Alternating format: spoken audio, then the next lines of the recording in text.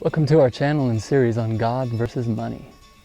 In our previous video, we discussed the two masters that Jesus spoke of, showing that we would either serve, that is, work for, one or the other, God, who is love, or money.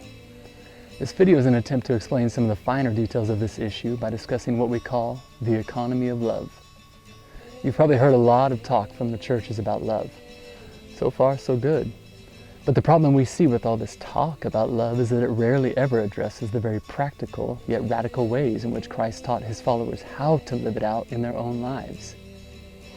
Most people are probably familiar by now with one of Jesus' most popular teachings, to love your neighbor as yourself. But what few seem to realize is just how deep, radical, and practical this command is. Think about it. Would you ever charge yourself money to meet your own needs like food, clothing, or shelter? That would be shockingly ridiculous, wouldn't it? But Jesus says that we need to learn how to love our neighbors in the same exact way we love and take care of ourselves and our own needs. Do our less fortunate neighbors like food, clothing, and shelter as much as we do? Of course they do. So when we start looking at our neighbors in this light, whether they're nearby or separated from us by oceans and continents, we begin to get a much better picture of the entirely unique love Jesus was pointing us towards.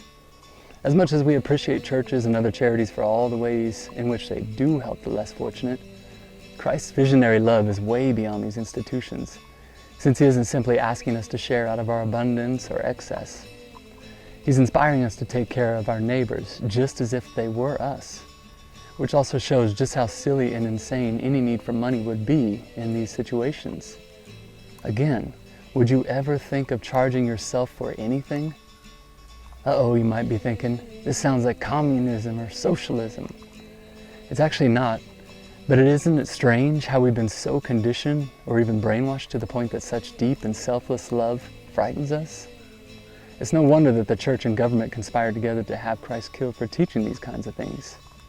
But things haven't really changed much in this way since his time. Just about every church or church person we encounter tries to tell us how unrealistic Christ's teachings are, and that the world would basically come to a grinding halt if we made money obsolete by practicing this economy of love.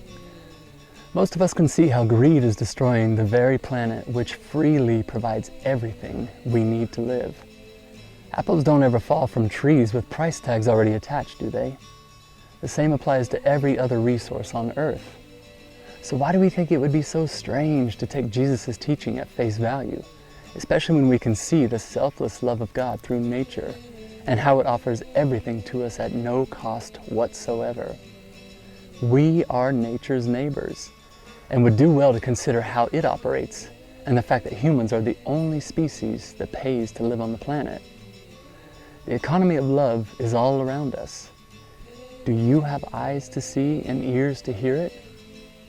Thanks for watching. And don't forget to subscribe to keep up with our videos as we discuss these teachings of Jesus that the churches are absolutely afraid of.